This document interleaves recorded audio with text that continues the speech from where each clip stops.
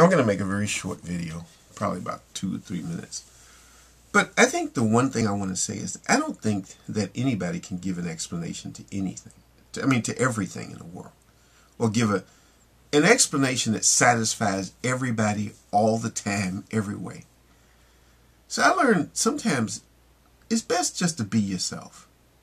To just live your life the best you know how. To do the best you can. Learn lessons in life. And really try to have a positive attitude about things.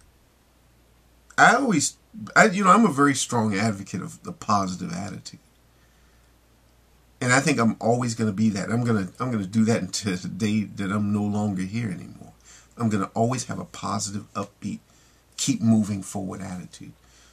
Because to me, that's what I believe in. I really do believe in that. That's a message from which I will not waver. Despite critics or people who say that I'm being silly or unrealistic or that I'm being too much like some new age person or something or whatever, I'm always going to have that positive attitude because I think that's what you need in life. In life we have so many difficulties. All of us, each and every one of us, we have ups and downs in life. We have tragedies. We have things that happen. Last week a friend of mine's died, someone I knew for 20 years.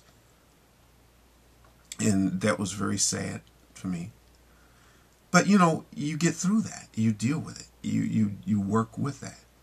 I've had a lot of times where people very close to me have died. I had a sister who died. My father died many years ago. More than 20 some odd years ago. Being diagnosed with diabetes. Having to take insulin. Being on a restricted diet, all those sort of things, having to make a lot of changes in my life, dealing with, situations in my job with the budget cuts and everything, and your job sort of in jeopardy all the time, being moved from one department to the other because they do things. And some of these things you deal with a lot of stresses. But what always helps me get through is to have a positive, upbeat attitude.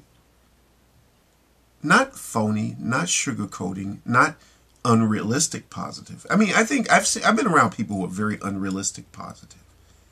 They see everything as, if you're on a ship and it's sinking, instead of going to get a lifeboat, oh, it's going to be okay. It's a minor little thing. You're on the Titanic. It's just a little minor little thing. It'll be okay. They'll have it. No. Get to a lifeboat. See, I'm not somebody who's ignoring the action part of things. I know I have to do things. I think about back in 2009 when I was in Scotland and I had the situation, I talked the story about that when they froze my insulin and everything, which is something you can't do with insulin. So I had to deal with the British Health Service and everything, and they were very nice and everything, but I had to take action, but I had a positive attitude too. I had the proper attitude and combine that with action. See, I think some people, when they think about positive thinking, they think only about just thinking positive. You're sitting down in a room somewhere, crossing your legs and think positive. Just, close your eyes and positive. While your bills are piling up and everything is happening and your health is going down. No, you have to take action. It's like I have to go to doctors. I have to do this. I have to do that. But at the same time, you do it with a positive framework as you're moving. That's what's important. Action combined with attitude. Those two things, that's powerful. That works. That's worked for me. Now, I can only speak for myself. So for some people, there are people who might say, well, I've had a positive attitude and I took action and it didn't help. I can't argue against another person. If you say that, then I have to take your word for it that didn't work for you.